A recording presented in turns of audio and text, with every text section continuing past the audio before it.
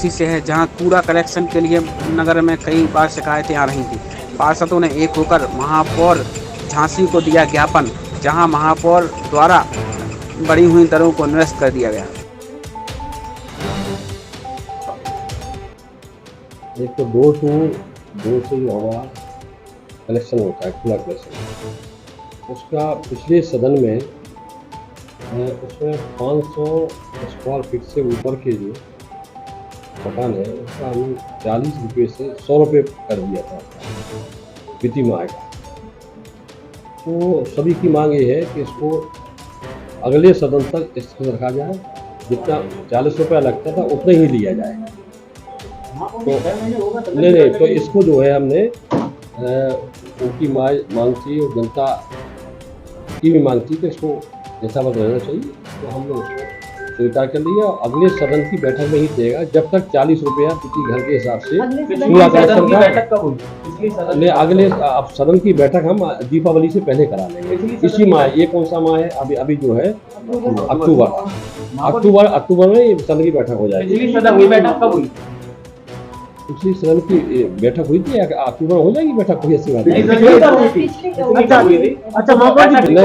पिछले समय की बैठक हुई, लेकिन जो है चुनाव की वजह से नहीं हो पाई, कई त्यौहार आए, कई समस्या, उसकी वजह से कोई नहीं। हम तो उसी कोई दिक्कत नहीं, सदन की बैठक कराने में कोई दिक्कत नहीं है। सदन की बैठक में पास हो गया था हाँ जनवरी, हाँ 100 रुपये हुआ था। उसको जो है अगला जो सदन अक्टूबर होगा उसको डिसाइड करेंगे हम लोग, जो है क्या करना है उसको। आपको क्या लगता है कि बढ़ना चाहिए?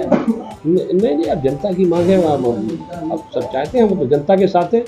जनता जो चाहेगी वो हम लोगों का फर्ज है, चाहे पार्षदों मेयर है, उन्होंने हमारे सभी सम्मानित पार्षदों को मुझे अपना पूरा आशीर्वाद दिया है, स्नेह पूरा दिया है। हम उनकी आशाओं अपेक्षाओं पर 100% खरे उतरेंगे। उनकी एक एक समस्या हमारी समस्या है, और झांसी स्वच्छता के क्षेत्र में, विकास के क्षेत्र में अग्रणी भूमिका निभाए, नंबर 1 पे आई, हमारा प्रयास है। और झांसी बदल रहा है। ये कहना है कि सदन की बैठक नहीं होगी, जिसकी वजह से कई ऐसे मुद्दे हैं जिन पर चर्चा नहीं होगा। नहीं, ऐसा नहीं, सदन की बैठक इसी अक्टूबर में करा लेंगे, इसी अक्टूबर में। अच्छा, आतिया पर लगा के तो उसका जो व्यू है वो पूरा खराब हो रहा है,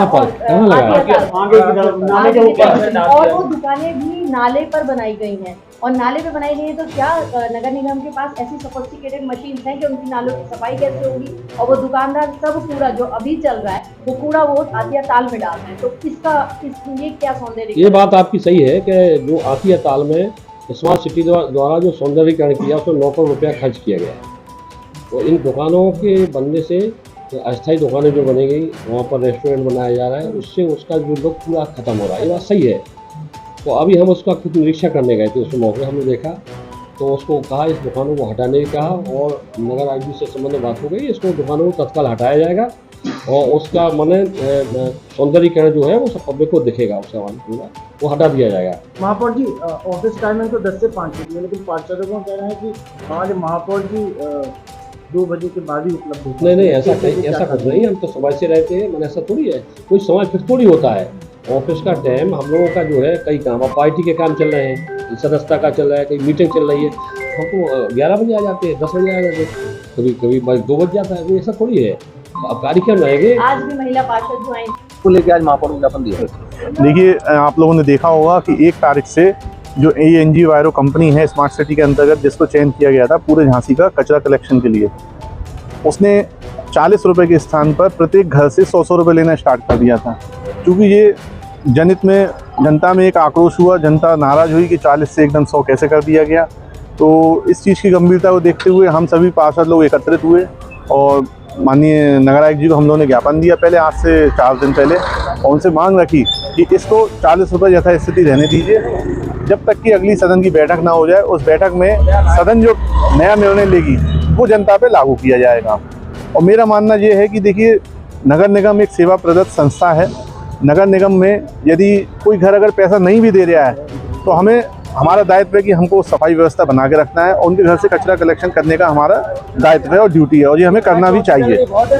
इन्हीं सब मांगों को लेकर के आज माननीय महापौर जी के पास हम सब पार्षद लोग एकत्रित हुए, और माननीय महापौर जी ने आज इस 40 रुपये से जो 100 रुपये का नियम नगर निगम द्वारा बनाया गया था उसको स्थगित किया। आगामी बैठक तक के लिए उन्होंने इसको स्थगित किया। अब जो भी आगे सदन में जो माननीय सदन निर्णय लेगी वो जनहित में जारी किया जाएगा और जनता के हित में ही आना चाहिए। हम सब लोगों का ऐसा प्रयास रहेगा। हमारे साथ भाई बंटी सोनी जी भी हैं और हमारे साथ ममता पाल माननीय पार्षद जी के प्रतिनिधि जी भी हैं। सर्वे जो कराया गया उसके हिसाब से वर्ग मीटर के हिसाब से कलेक्टर जो रेट है वो तय किए गए हैं। जी जी जी। फिर उसमें मैं कहना चाहती हूँ कोई भी ज़्यादा पैसे ना दे, 40 रुपए की जो रसीद कटती थी वो ही दे। तो जैसे बदतमीजी जो लड़की उगाती है वो बदतमीजी करती है, कई घरों में बदतमीजी नहीं, इनका नहीं लेना, पैसे नहीं दे रहे तो 100 200 रुपए लेके जो जाती है अलग से। नहीं, लड़की जो जाती है लेने तो जैसे हमारे 40 लगते हैं हम 40 ही देंगे ना, 40 ही पब्लिक देगी ना, हम 100 का बोझ क्यों? कंपनी की है ना।